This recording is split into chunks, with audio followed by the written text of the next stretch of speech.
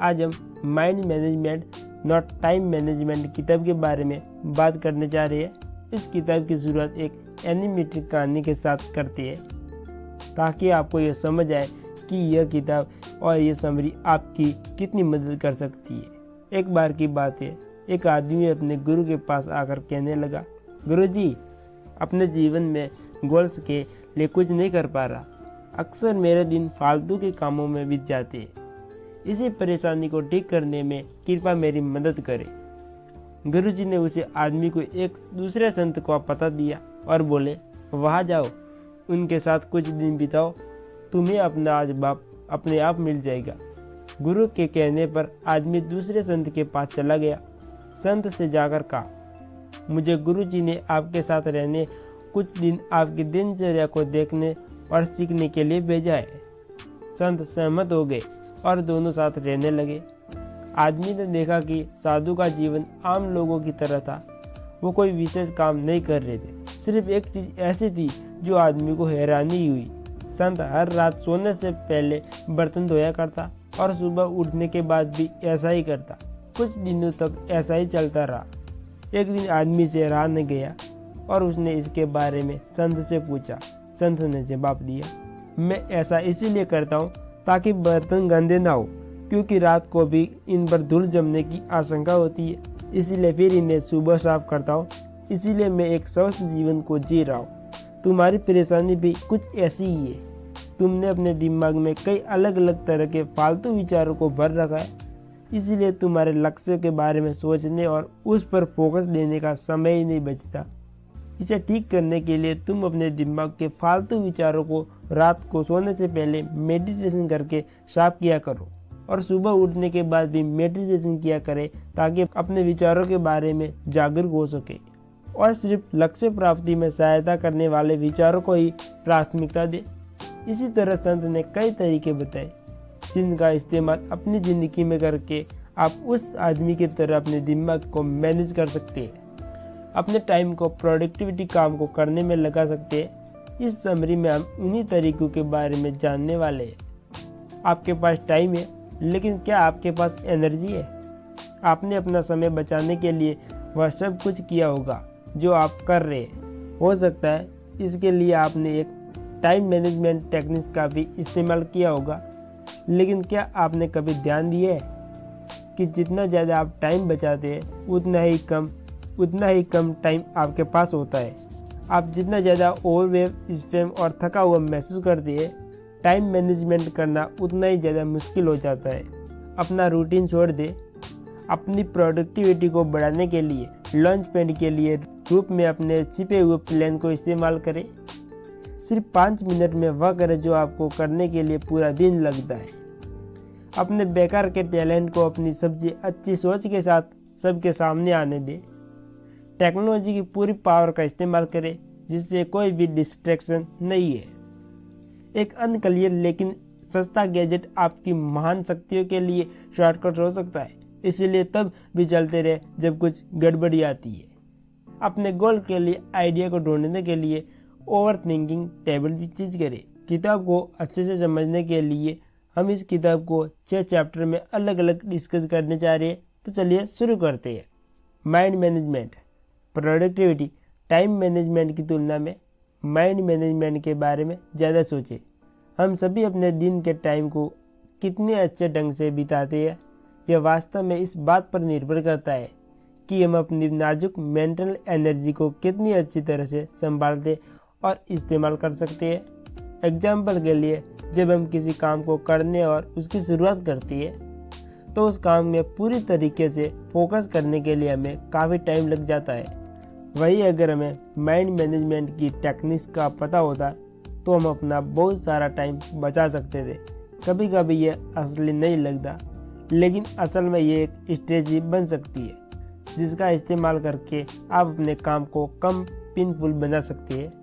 आप सभी को अपने काम को आसान और कम पेनफुल बनाने के लिए क्रिएटिव होने की ज़रूरत है।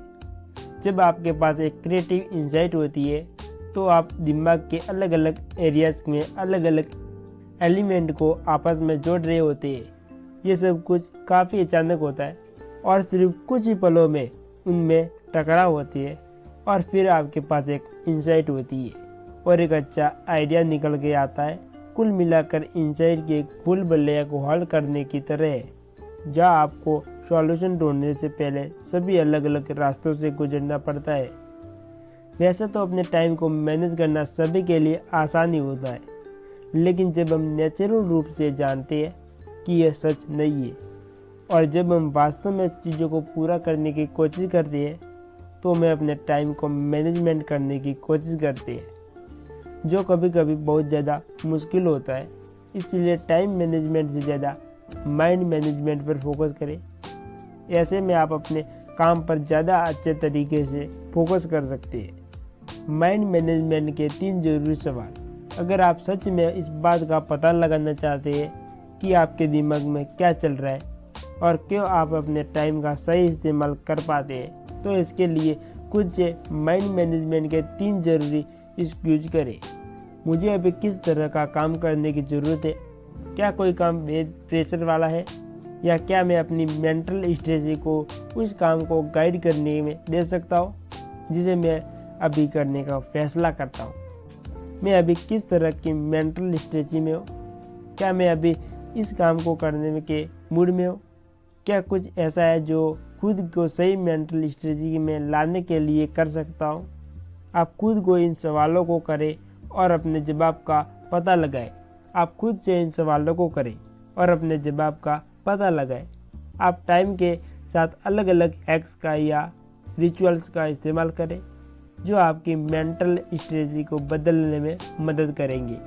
फिर चाहे वो अपने एक्सरसाइज, मैसेज, अलग अलग तरीके के गाने, अलग अलग तरीके की चाय, इन जैसा कुछ भी हो सकता है। आप अलग अलग कामों को करने के लिए अलग अलग जगहों को भी चुन सकते हैं। बस कुछ ऐसा करें जो आपके फोकस होने में मदद करे। ऐसा करके आप अपने माइंड को मैनेज कर सकते हैं और अपने माइंड मैनेजमेंट के साथ साथ अपने काम को बेहतर तरीके से पूरा कर सकते हैं। माइंड मैनेजमेंट के गोल्स आपकी मेंटल स्ट्रेटजी को उस काम पर फोकस करने के बारे में जिसे आपको करने की ज़रूरत है, जबकि आपके दिमाग को उस काम को करना अलग होती है वो करना चाहता है। माइंड मैनेजमेंट की ज़रूरी बात है। कई बार हमारे पास अपने आप को लेकर ज़्यादा सोचने का समय नहीं होता, लेकिन एक बार जब सब साफ हो जाता है तो आपको वास्तव में पता चलता है कि आपका दिमाग इन सब के दौरान क्या कर रहा था। यह किताब मूल रूप से ब्रेन वेव और दिमाग के अलग अलग एरियाज को एक्सप्लेन करती है, जिससे पता लगाया जाता है कि ये सभी आपके पूरे दिन में एक एक कैसे काम करती है। जिससे पता लगाया जाता है कि वे सभी आपके पूरे दिन में एक साथ कैसे काम करते हैं। वास्तव में ये समझने से आपके दिमाग में कैसे काम करता है, आपके पास एक फ्रेमवर्क हो सकता है जिसके साथ ये समझना होगा कि आपके दिमाग के साथ क्या चल रहा है, और इस तरह आप अपनी कीमती मेंटल एनर्जी को बेहतर तरीके से इस्तेमाल करना सीख सकते हैं। और इसके लिए इन ज़रूरी बातों को ध्यान रखें। आपका दिमाग प्लास्टिक है। हर बार जब आपके न्यूरॉन्स में आग लगती है तो यह उन रास्तों के लिए फिर से आग लगाना आसान बनाता है। यह माना जाता है कि एल्डस तक पहुंचने के बाद दिमाग एक स्टेबल हिस्सा था, लेकिन अब हम जानते हैं कि दिमाग जीवन भर बदलता है। इसका मतलब है कि हर बार जब आप एक शॉट या एक्शन लेते हैं तो आप अपने दिमाग के लिए उस थॉट या एक्शन को दोबारा करना आसान बनाते हैं, जिससे आपको बाद में पॉजिटिव रिजल्ट मिलते हैं। अपने प्रोफेशनल कॉन्ट्रैक्ट से प्यार करें। आपका प्रोफेशनल कॉन्ट्रैक्ट आपके दिमाग का सबसे नया हिस्सा है।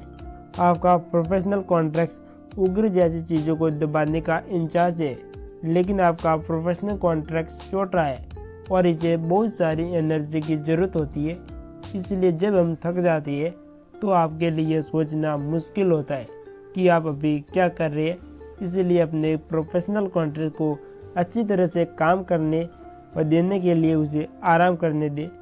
पिछले चैप्टर में बताई गई बातों को ध्यान में रखते हुए अब इन टिप्स का इस्तेमाल अपने दिमाग को इफेक्टिव ढंग से मैनेज करने के लिए करें।